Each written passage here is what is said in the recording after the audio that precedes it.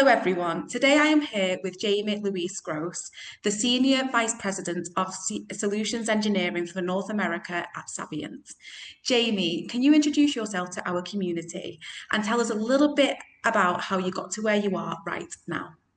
Certainly. So, hi, Micah. Thank you for having me today. A little bit about my history. So, it's funny, I've been at Identity for a good 20 years now.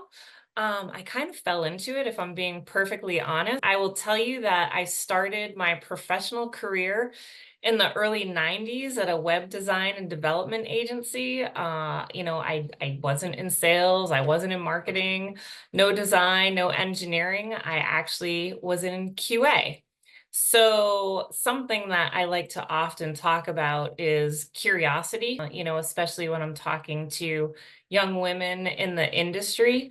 And I always like to say, stay very curious. And by asking questions is how you get access to information. And, it's that information that has helped me in, understanding the vertical in which I work, understanding, the solutions that are out there in the marketplace. So, just staying curious. And, this came to me through, as I said, falling into it and really starting on the professional services side of the house, from an identity standpoint. Can you share a pivotal moment or a turning point that shaped your journey into tech and identity? Yeah, so I was thinking a little bit about this, like what stories I could share with you. And this is more specific to a pivotal point. This is more specific to a pivotal point in identity.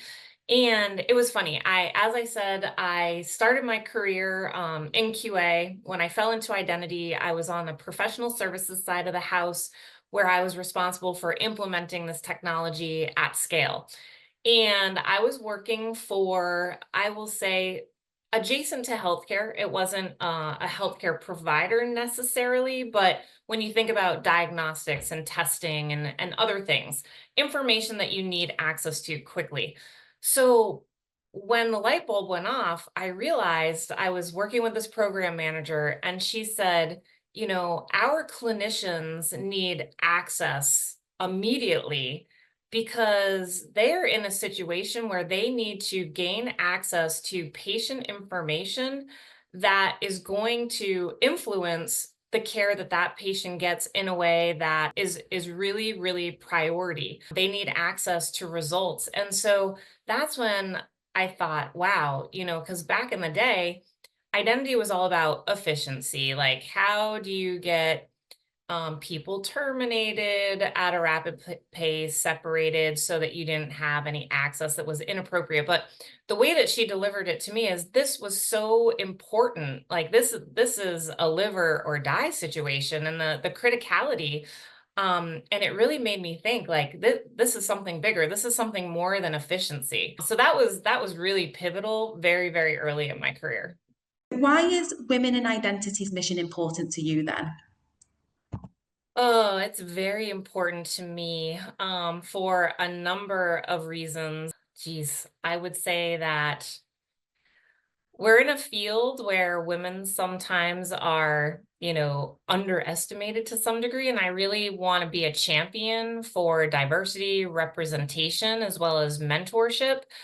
And I was looking at some research and, specific to cyber. And what is interesting is that only probably 20 to 25% of the positions that are held in cybersecurity are held by women.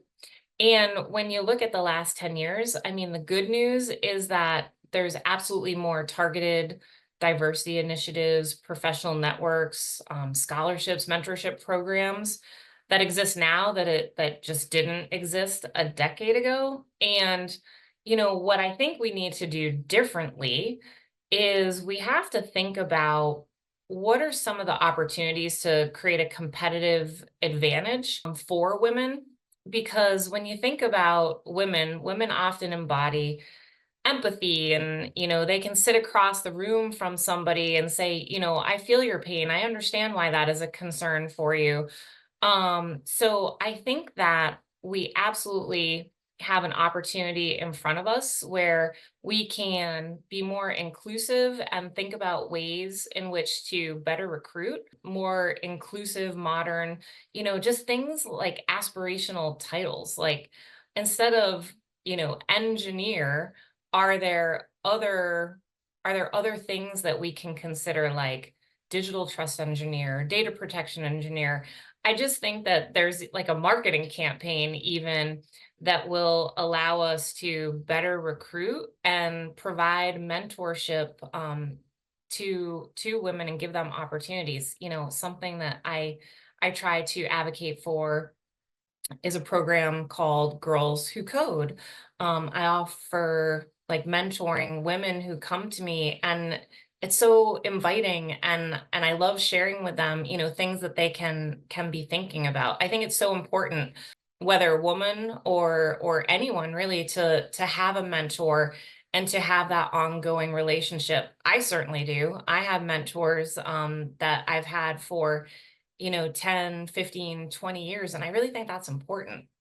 If you could sit across a table from a tech leader who doesn't get inclusive design, what personal story or example would you share to make them care about it? I would go back to, the fact that cyber and the proliferation of data is at a height. We now have AI and AI agents just kind of infiltrating our industry ecosystems. So there's really a lot of threats in terms of what we're encountering now in our corporate landscape.